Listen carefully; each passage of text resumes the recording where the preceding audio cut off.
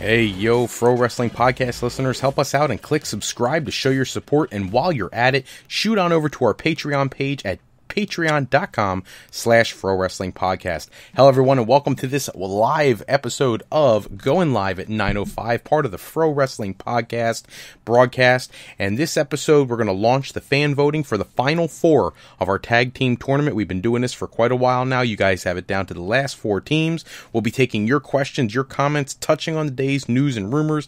We got big happenings, especially in the world of Ring of Honor, some tidbits from the World Wrestling Entertainment, and we will get into all those things as we go through the show. As we move through things, feel free to call in. The Fro Wrestling Sound Off line is active right now, 267-642-1160, and give us your questions, your comments throughout the talk to text service. What you do, you drop your message in there. It will shoot me a highlight right away, so I know to go in and look for your comments, and then I will address them as I can while on the air. I will try to get to as many of the fans' conversations as we can, and if you want to, as soon as the show is over, we're having some issues, technical difficulties with the fan voting line, but we're going to get that up and running by the end of the show, and you'll have the fan voting at frolifeplanning.com/fan poll for the final four of the tag team tournament. Don't forget, if you want to check out our topics that we'll be discussing throughout podcast episodes, go to frolifeplanning.com/Fro podcast, and you get kind of a glimpse of what we're going to talk about. If anything gets added at the last minute, of course, that'll be a little bit of a surprise, but otherwise, most of the things we talk about are listed there, so you know what's coming. That way you don't get blindsided.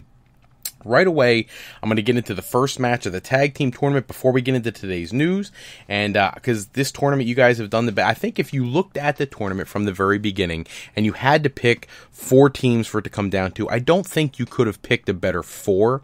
I really don't. The only, I don't want to say stressor, but the only thing for me that would be interesting is if any of the more modern, relevant, current today tag teams made it to the end, which right now we're down to four teams that are legendary tag teams from the history of professional wrestling, but none of the four are active any longer. So it tells me a little bit about our audience. Either we have a lot of older listeners who are, really in the fandom while these teams were at the maximum pinnacle of their popularity. You're a raving fan like I am, and you tune into everything there is to look at, and you are an expert on all different types of wrestling. Or if you're a younger fan and you're into today's product, you're obviously studious enough to go online and grab some of those YouTube videos and check out who's left in the tournament and see them in action to make a good decision, and I appreciate that. So let's get started. That first match in the final four, and I could have seen this coming a mile away. You have the Road Warriors, the proverbial number one seed, going head-to-head with the Hart Foundation. This is a match, just being honest, it has taken place exactly once that I know of in the history of WWE. And I believe they put it on one of their WrestleFest VHS tapes back in the day. But I've only ever seen the match once. It was a very close contest. I'm not going to say who came out on top. If you want to go search that up for yourself, you can. But remember that in this tournament, you're not voting based on what happened in the past. You're voting based on if this was a tournament and if you saw these teams both at their pinnacle. And you can, if you look up that original encounter between these two teams, you can decide for yourself which teams were or were not at their peak and decide for yourselves who's going to win that match. Like I've said this 100 times before, I don't care who you pick. I love your final four. These first two are great representatives, probably, if not the best, one of the best, certainly, tag teams in WWE history in the Hart Foundation, and one of, if not the best tag team in various promotions being the Road Warriors. So it'll be interesting to see how you guys go along and take care of this particular vote. I'm going to get started with some of the news for the day because it's been a busy week. And to be perfectly honest with you, it's my first week not teaching. I've got off on Tuesday, so I've had some time to myself. Got caught up on a few things, but I want to get you guys up to date on everything that's been going on this week. It's been an exciting week. So first off, Mauro Ranallo has made his return to World Wrestling Entertainment. Whatever issues he had previously on SmackDown are no longer going to be a factor because he is going to be calling the action for NXT. Remember, WWE was his dream job. It's where he wanted to be. I know recently he signed a deal to call matches for Bellator Mixed Martial Arts, and I'm sure he'll still do that.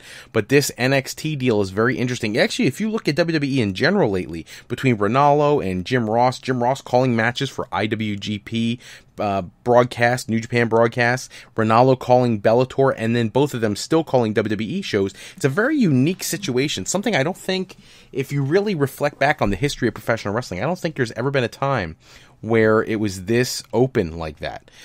So it'll be interesting to see how he works with the new broadcast team. He's a phenomenal announcer, all in all anyways, and it's great to see that he found a way to get back to World Wrestling Entertainment and can follow his dream of being an announcer for them going forward. In other NXT news, Bobby Fish, former Ring of Honor World Champion and incredible talent, made his NXT debut last night at the television tapings. These episodes will air in June and July. I'm not going to give you the results. That's one thing that I think there was a flaw in my broadcasting early in my podcasting career, where I would give results of future broadcasts, and I think that really takes away from the product. If you want to go out and search up spoilers, go for it. I'm not going to dish them out, but I will tell you this: Bobby Fish makes his debut, and I don't mind telling you that because that's going to be plastered all over the internet that Bobby Fish comes to WWE officially. In addition, Jeff Jarrett, I find this very interesting. Jeff Jarrett, heading into Slammiversary, has announced that there'll be a special guest coming to Slammiversary, and that this guest is one of the most prominent members of the Orlando community. Now, I've heard on different media outlets, whether it was WrestleZone, eWrestling News, Wrestling Inc., you name it, I listened to it, and I've seen them hypothesize who this is going to be. Now, if you're talking about a different section of Florida, there's a people who right away jumped on this and said, Hulk Hogan's coming to Slammiversary. I think that would be a terrible idea for both Impact Wrestling, because they've been there, done that already, and it didn't help business before. I don't think it would help business now. And the other potential target issue would be, if he is planning on making a return to WWE, that would pretty much stamp out that fire. So I don't think it'll be Hulk Hogan. However, I did see on Cage Side Seats that they theorized that the special guest could be Shaquille O'Neal, the man who was rumored to be coming to WWE for WrestleMania to have that big match with the Big Show, backed out at the last minute for whatever reason. I know you have Big Show saying it was money. You have him saying that it was because they couldn't make up their mind whether it was a singles, a tag, or a six-man tag team match. But whatever it is, those are the two big names I've seen hypothesized for this Slammiversary appearance. I think it'll be Shaquille O'Neal. I really do. In more news from Slammiversary, a tidbit that I find to be fascinating is that Bobby Lashley has made a formal invitation for President Donald Trump to be in his corner at Slammiversary. Now, I know on the surface, the President of the United States going into the corner of a wrestler's, in a wrestler's corner for a pay-per-view seems completely out of this world. But if you think about the President we have right now, there's pretty much nothing that's out of his world. So, and there's history there. Remember, Bobby Lashley was his representative, was Donald Trump's representative at WrestleMania, taking on Vince McMahon and Umaga. And so there's definitely some connection there, and it would be interesting, considering how close Donald Trump is to the McMahon family. I'm curious if he would actually take up this invitation. I think it would be phenomenal for Impact Wrestling, obviously, to have the President of the United States show up at your show, but I don't think Vince McMahon would be all too happy about that. Some other side notes, tidbits. We got some NXT news. Another debut for Axel Dieter Jr., who is a WXW, Progress Wrestling, and ICW star. He made his NXT debut at the tapings as well. If you are unfamiliar with his work, I encourage you to go to YouTube and check him out. He has got some phenomenal matches out on YouTube. He's a good talent, and he really could bolster both the 205 Live roster and the United Kingdom division. I think that they're having a really tough time with the UK division because it seems like they're teasing allowing regular cruiserweights to fight for that title, but they still want to keep it UK, but it's been defended in the United States. You know what I mean? So it's all over the place, and I don't know how to feel about that right about now. So, we'll have to see how things play out. Don't forget, if you have not done so already, tune in to the Sound Off line. Drop your questions, your comments, 267-642-1160. Let us know what you're thinking about what we're talking about. If there's a question you have, something you want me to touch on, or if you have a question, and I'm doing this right now because I have my first question for this week, and it's from Lincoln Kane, who wants to know if WWE is going to allow Daniel Bryan to wrestle sometime soon. Well, the operative word in your question there, Lincoln Kane, is soon. No, definitely not soon. There was some reports out last week that Daniel Bryan had some more tests done, that they expected him to be cleared, or not cleared. I mean, they expected him to get results back that were better than what he had previously. So previously, he came back and he was not 100%. And that was as late as, I think one of the reports said February of 2016. No, I'm sorry. May of 2016, he was not okay. So he waited a year. Now it's a year later. Now they're talking about him. He took more tests, I guess, in April. We don't know the results of those tests. I know the Wrestling Observer reported about his taking those tests, but not knowing the results. So it'll be curious to see what happens coming out of those results. But at this point in time, I don't see any chance for WWE to offer him an opportunity to go back to the ring. It's just too risky right now. There's too much going on. So no, I don't think we'll see it anytime soon. However, that does not mean I don't think he'll be in the ring at some point. I really do think he will make a return to wrestling. But people have talked about this too. I think Cage Side Seats had talked about this, that he's not going to come to the ring and wrestle unless he can get real clearance from doctors to really reassure him that he's good to go. You know, as much as you guys, I also want to see Danny Bryan back in the ring, but I don't want to see him get hurt. I don't want to see him have some kind of neurological issue. He's a father now. He's got a beautiful wife. You know, I want him to be happy. I don't want to see him get in the ring and do something that could potentially be, you know, life-altering. And that is potentially the case if he makes a return to the ring and WWE allows that to happen. I don't see that happening.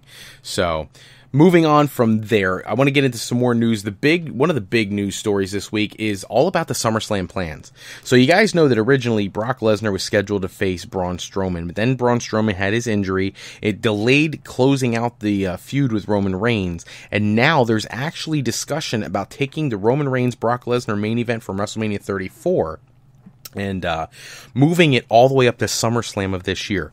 I cannot begin to describe to you how much I'm praying they do that, because I don't want to see Reigns and Lesnar at WrestleMania again. I really don't. I would love to see Lesnar and Bray Wyatt, or Lesnar and Seth Rollins, or Lesnar and Finn Balor, or Lesnar and just about anybody, Samoa Joe all over again. I don't want to see Lesnar and Reigns at WrestleMania. And conversely, Roman Reigns going against Lesnar at SummerSlam, that would tell me that in this ambulance match that Reigns will probably win if they decide to move the plans up. So keep your eyes on that match at Great Balls of Fire. If Reigns wins the match, he'll challenge Lesnar. He'll challenge him for the Universal Championship at SummerSlam. If Reigns loses, they're sticking with the Braun Strowman theme. I would much rather have Braun Strowman, if they're going to move the match up, right? You're going to do SummerSlam. Reigns wins the championship. Braun Strowman takes it from Reigns at the Royal Rumble, and Brock Lesnar challenges Braun Strowman at WrestleMania. I would be much more in favor of that than Reigns and Lesnar at WrestleMania. I really just don't want to see that. Another huge topic this week was Jim Cornette and Vince Russo. So for those who don't know, Vince Russo actually took out a restraining order against Jim Cornette, claiming all kinds of ridiculous stuff, telling him he has to stay away from his home, his kids, his family, his place of work, and all this other stuff. Places that Jim Cornette has never actually gone. Vince Russo obviously did this as a publicity stunt to try to get some traffic to his podcast. Don't get me wrong, I actually enjoy his podcast, as I do Jim Cornette's. But this was a little bit too much, just ridiculous. Police officers showing up at his home in Tennessee or wherever and serving him with a restraining order. Absolutely ridiculous. And it all stems from various comments Cornette's made over the years about wanting to kill the guy and all this other stuff. And he challenged him to a shoot fight after his bogus apology last week. It's a feud that will never die, and it needs to. Jim Cornette obviously has done, in my opinion, much better than Vince Russo since the Monday Night Wars. Vince Russo has tried a little bit of everything and been successful at nothing, while Jim Cornette has actually had some success. So I hope these two find a way to just get past each other and forget about each other, because it's really ridiculous at this point. There was a tidbit out there I saw on all the outlets, WrestleZone, Cage Side, whatever, all about Shelton Benjamin this week. Shelton Benjamin, as you know, was scheduled to return to WWE last year at the brand split, and instead they found out when they did his physical that he had some shoulder damage and he had to have surgery. Well, he's cleared, he's back in the ring, he's wrestling independents, and there's conversation about whether or not WWE wants to bring him in. Their talent pool is stacked right now, and for some reason they are still courting him to come back to the company. However, he does have a match on June 30th booked for one of the independent promotions. I apologize, I don't remember which one it is off the top of my head, but that is his short-term plan. June 30th he'll be at this independent show, but that has nothing to do with him going forward. I actually expect at some point for him to return to the ring. I think he deserves another run with the company, so we'll have to keep our eye on that. And Katsuyori Shibata had a huge update this week talking about how he was having vision problems long before his match against Kazuchika Okada, where he had severe head trauma from that stiff headbutt that he gave him. That apparently he's been doing these headbutts for so long that it's really causing some issues for him. Long-term vision problems and all that kind of stuff. So it's really a shame that it's come to this, that he had to have such a horrible injury for him to take a step back. I hope he's going to make a full recovery, but I don't anticipate him returning to the ring. I really don't. On local, more WWE UK news, because we did touch on that just a tad bit earlier. Pete Dunne is now scheduled to defend the WWE United Kingdom Championship at an ICW, Insane Championship Wrestling show in the United Kingdom, along with appearances by Noam Dar from 205 Live and legendary Kevin Nash. So, Pete Dunne defending on an ICW show. The reason I find that so important is because there has been negotiations about bringing ICW content to the WWE network. So if they are willing to bring the UK Championship to their show, which obviously they run a pretty decent show, it'll be on tape, it'll be out there online, you could look up the matches and whatnot, then I can't imagine that there isn't something in the works for them to come to the network. I think it's just a matter of time. And I knew this was coming at some point this episode because it happens in every episode. And I'm actually quite happy every time it does. It is our buddy Barry Harry Larry who is asking a question this week. And his question this week is if realistically WWE will ever have a shot at signing Kazuchika Okada. You know, I'll tell you, I sat there watching Access Television this week. I watched Kazuchika Okada against Bad Luck Fale from earlier this year. And then, of course, I watch every episode. So even the old episodes from 2016 and whatnot that were on, he is just so amazing. You know, I know some people were offended that when we did the singles tournament, he knocked out Shawn Michaels in the first round, but I'm just being honest, I get it.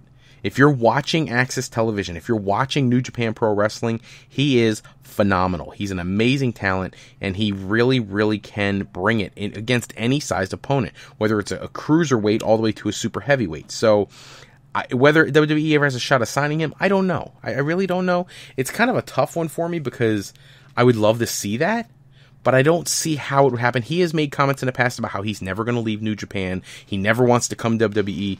But there was other reports back, I want to say 2014, 2015, something like that, where he was backstage at a WWE event.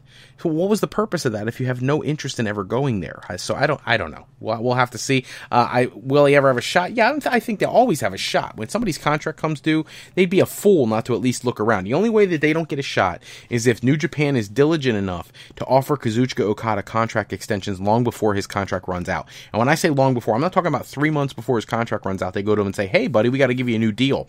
That doesn't work. They have to come to him a year ahead of time, say, hey, listen, you're making, say $10 million this year. We want to pay you 15 to stay this year, plus give you future years. That's the kind of thing they need to do about a year ahead of time. Because if you let him get close to the end of his contract, that's when WWE is going to start sending feelers out. He's going to start thinking about it.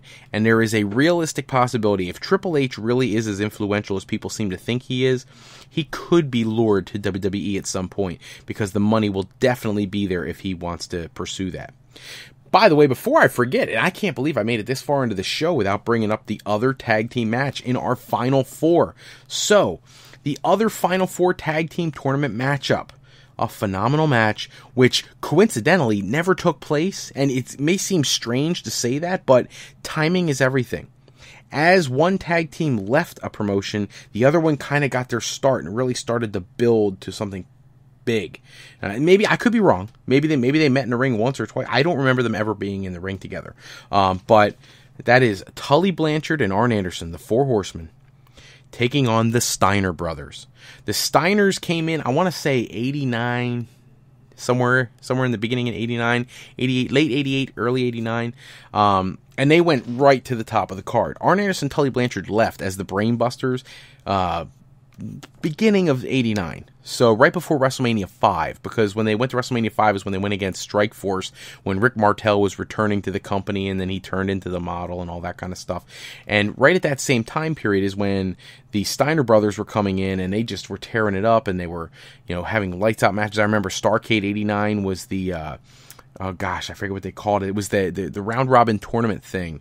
Future Shock, Starrcade 89 Future Shock is where they had the Steiners, the Road Warriors, the Samoan SWAT team, and there was another tag team. I can't remember who the other team was. Skyscrapers or the Midnight Express, something like that. It probably was the Skyscrapers for all I know. I can't even remember at this point. But they had 4 tag teams, and each one wrestled each other as a point system. So when that was going on is when the Steiner brothers really took off. If anybody remembers that pay-per-view, Future Shock 89, the Steiners beat the Road Warriors clean at that pay-per-view. That was the first time they ever met.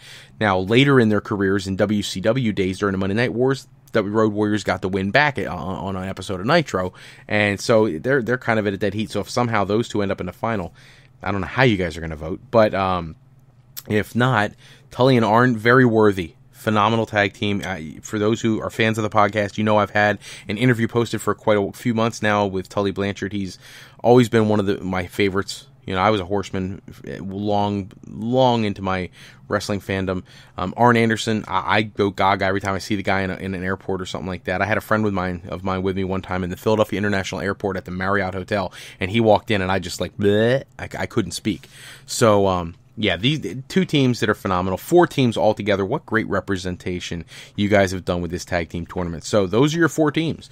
The Road Warriors versus the Hart Foundation, and Arn Anderson and Tully Blanchard taking on the Steiner brothers. Make sure if you're calling in, leaving your questions and comments on the sound off line at 267-642-1160. And with that being said, I have another question popping up from Semperfi69, who is asking if I ever watched Championship Wrestling from Hollywood and why WWE only seems to recruit from Evolve and Ring of Honor when these other companies are so good. Well, let's just say this, okay? First off, yes, I've seen Championship Wrestling from Hollywood. It used to be NWA Hollywood Wrestling or something of that nature. I would get it on one of the obscure stations here in the Philadelphia marketplace. It would be on really late at night. I remember they had people like Scorpio Sky. They actually had the guy who performs now as Eli Drake was there, who was Scott Ricker at the time. He was there. You had some of their interesting tag teams there. They had this guy who, like the Hobo or whatever, was their heritage champion at one point. So yeah, I've seen their stuff before. Scrap Iron Adam Pierce was there for a little while. Just all different people. Colt Cabana would make appearances. So they have a relatively entertaining product. And actually, speaking of, I remember seeing Jake the Snake Roberts and the Masked Superstar were on an episode one time in like a battle royal. Jake Roberts, it was right when he was having surgery on his hip. He had it almost looked like he had flesh-eating virus or something on his hip, but he still went in and wrestled. And he went in, DDT'd somebody again, then got dumped over the top rope of a battle royal, and then got into a fight outside the ring with the Masked Superstar. But yeah, so they can be entertaining. My issue with their production was always their ring was like right near their fans, and then you had like the camera side took up the other half of the arena. There wasn't a lot of people there, but the matches were entertaining. I'll give them that. And I know you can still find them online through their website, but they don't have any local television broadcast in my particular area any longer. I wish they did. There's several like that. Paragon Pro Wrestling was here for a while. I really enjoyed watching that. That was actually great. Wes Briscoe was the champion the last time I saw that. Tara or gosh, I can't remember her name in WWE anymore, was there. She was, various talents from WWE and Impact Wrestling were there.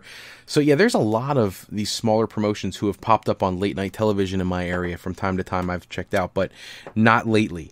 And then to the second part of your question, why WWE only seems to recruit from Evolve and Ring of Honor. I won't say that they only recruit from those places. If you notice, they put out those announcements all the time talking about the new talent coming into the Performance Center and who's trying out. And there's always like former NFL players or track stars, amateur wrestlers, mixed martial artists, boxers, bodybuilders, whatever. That's recruiting as well. I know that it's very well known that William Regal has been to a lot of Evolve shows, and so has Triple H, and they've looked at the talent there because Evolve has done a great job of bringing in some premier talent from all over the world, and it gives them an opportunity to really get a look at them. And I know that obviously they look at Ring of Honor, or else they wouldn't be signing Bobby Fish at the top of this program. So, yeah, they do look at those two, but I'm sure they have feelers out relatively everywhere. I mean, if you think about it, a lot of the wrestling schools themselves, I used to do a plug for the Wrestle Factory here in Philadelphia, 4711 Wingate Street, Philadelphia, Pennsylvania. Their program is what produced Cesaro.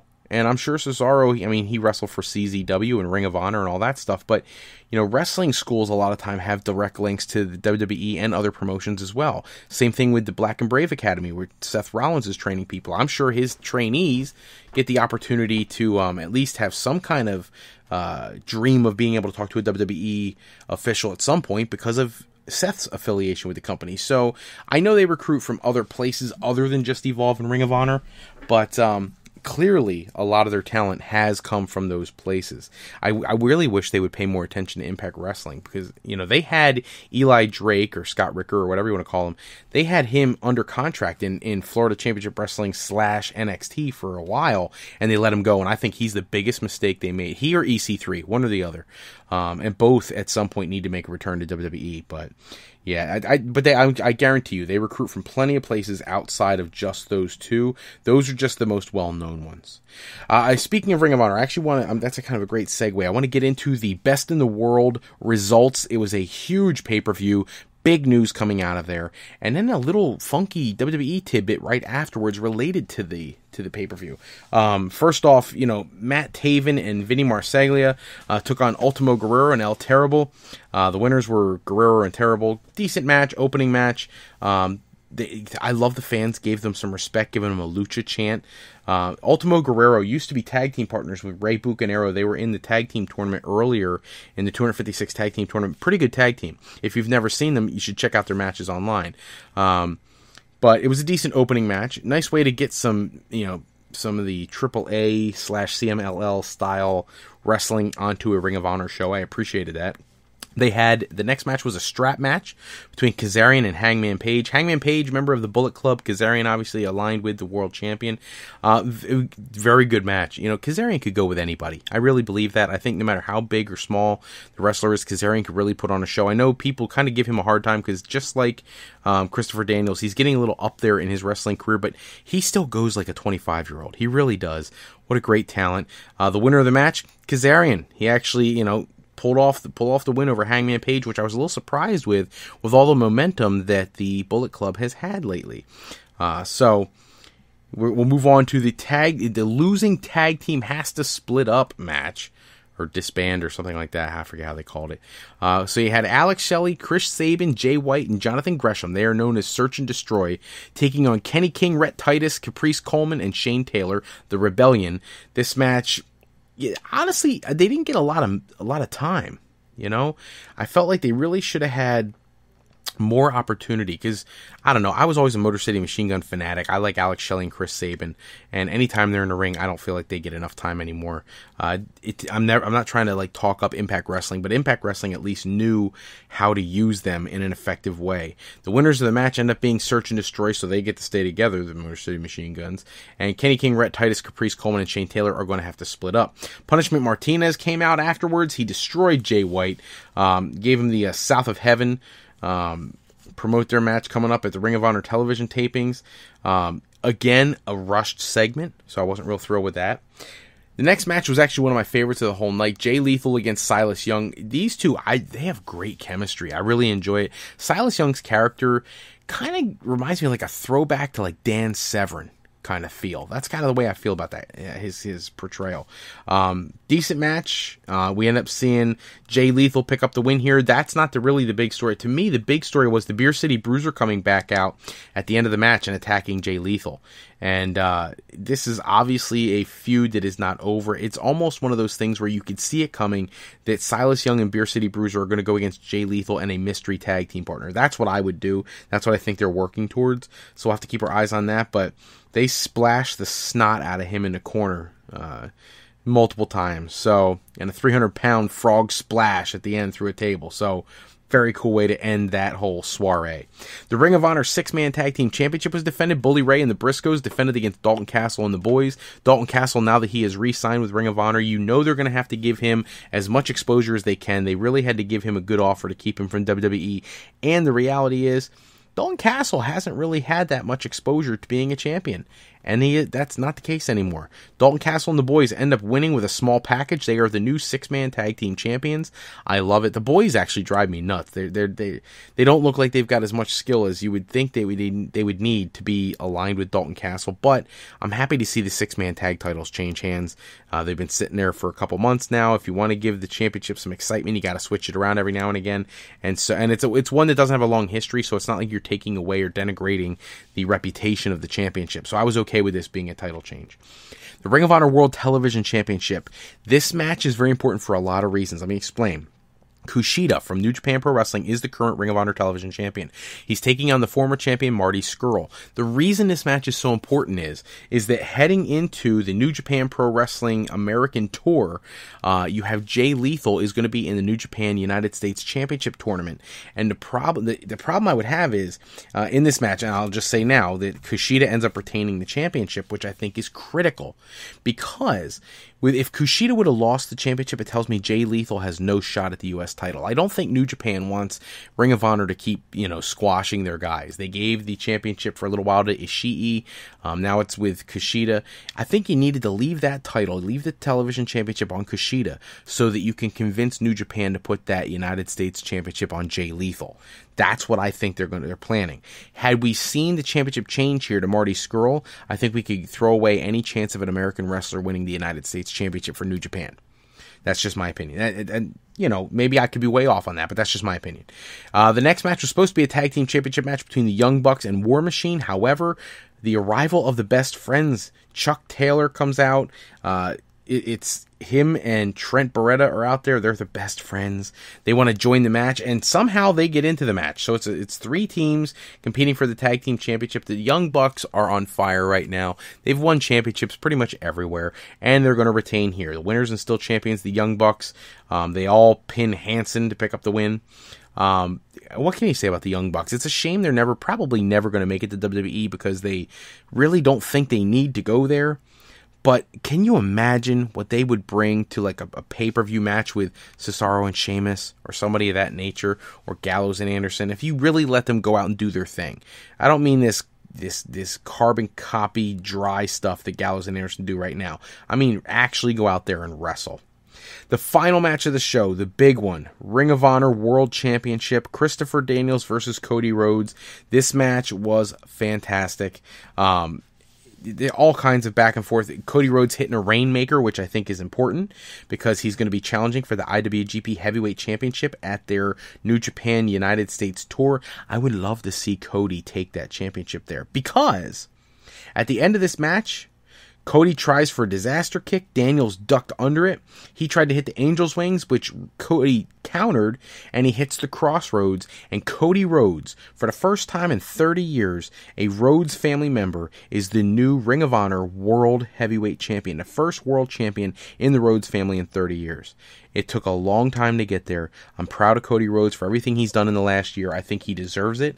There was a tidbit after he won the championship asking if he would take the title to other promotions. He said he expects to do that. It's his belt, not Sinclair's, and he thinks that that's what he wants to do, just like the old champions of the NWA. I think he mentioned one of the Briscoes and Jack Briscoe, and he mentioned Harley Race and people like that, and that's what he wants to do. He wants to bring the belt around the world. Now, at the New Japan show on, July 10th or whatever it is, Cody Rhodes, the Ring of Honor World Champion, is going to take on Kazuchika Okada, the IWGP World Champion, and I would not be surprised to see Cody walk out with both of those championship belts. And I actually am praying to God that he does that because I think it's time for them to really push him in the right way. So, our sound off line is closing right now. We have one last comment I want to get to.